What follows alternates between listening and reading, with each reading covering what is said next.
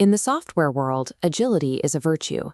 A startup might build consumer apps one year, then seamlessly pivot to enterprise tools the next, adapting its entire business model to catch the latest market wave.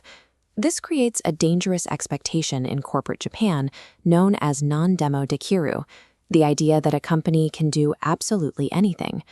Small boutique hardware firms will proudly announce they are designing wearable fitness trackers, industrial sensors, and regulated medical devices all at once. But custom semiconductor design operates under entirely different laws of physics. Building an ASIC, an application-specific integrated circuit, or programming an FPGA requires highly specialized, deep domain expertise. You cannot simply wing a mixed-signal tape-out. Serious hardware production demands rigorous validation. Mastering ISO 13485 medical certifications, automating physical design flows, and funding million-dollar wafer runs require intense, dedicated capital and absolute focus. Yet, C-suite executives frequently fall into strategy by association.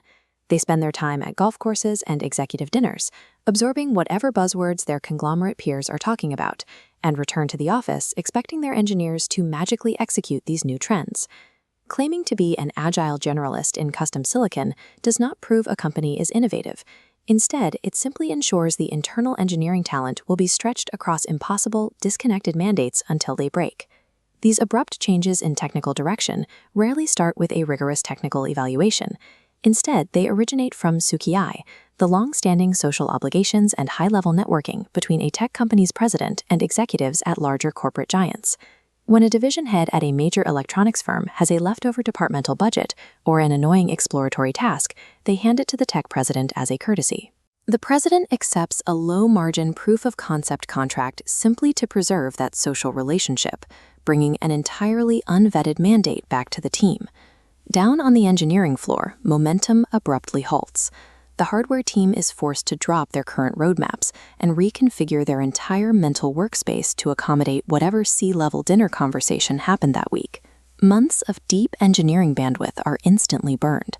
They build custom prototype boards, chase entirely different regulatory certifications, and write novel firmware from scratch to meet an arbitrary deadline.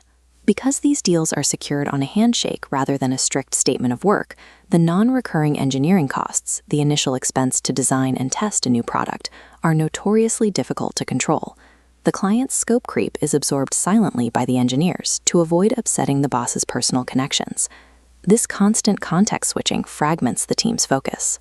They are so busy patching together disparate one-off favors that they never find the time to standardize their development tools or build a scalable, reusable intellectual property portfolio.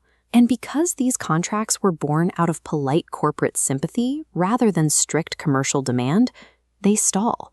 The giant gets cheap exploratory research to show their board, but the tech firm never receives an order for high-volume mass production. When the project requires real capital, the client walks away. The initiative drops, and executives chase the next shiny trend. The internal architecture becomes useless. None of the rushed work matures into a sellable asset, leaving the foundation scattered across disconnected vanity projects. For senior hardware and layout designers, this is deeply demoralizing. These are professionals who measure their career success by shipping reliable, production-grade silicon out into the real world. Treating their intricate design work as disposable demo material breaks their motivation. The most capable engineers stop taking management's announcements seriously. They retreat into a quiet survival mode, executing whatever temporary task is on their desk, before eventually leaving for competitors with clear roadmaps, hollowing out the company's core competency from the inside. What happens to a deep tech company when its top-tier talent leaves and its internal practices atrophy into legacy workflows? It devolves into a zombie kikyo, a corporate tech zombie. Without rigorous modern methodologies, the firm can no longer compete on cost, delivery time, or reliability against specialized agile competitors abroad. Unable to secure profitable commercial contracts, the company survives purely by forming academic consortiums and absorbing non-dilutive public subsidies from government entities like METI. These grabs cover basic overhead and payroll, but they demand zero commercial discipline in return. The entire revenue model narrows down to a treadmill of public research grants, university consortium fees, and the polite pity pipeline of low-yield consulting scraps thrown their way by long-standing conglomerate connections. Relying on executive golf handicaps and high-level goodwill is not a substitute for a focused product engine. It doesn't ensure survival. It permanently trades away the brilliant minds required to build the future, just to secure enough cash to break even today.